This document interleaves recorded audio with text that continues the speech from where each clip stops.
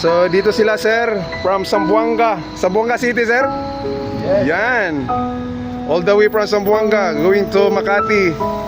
Pero galing pa sila ng Robinson, Manila. Nandun sila ngayon. So gusto nila bumili ng electric wheelchair na auto recline. So yan. So yan, tinis-testing niya sir.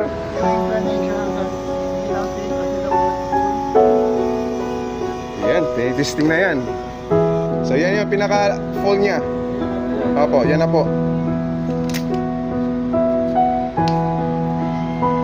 So yan sila, si sir at saka si madam. So itong wheelchair na to para kay madam. Yan. Testing ng ni sir.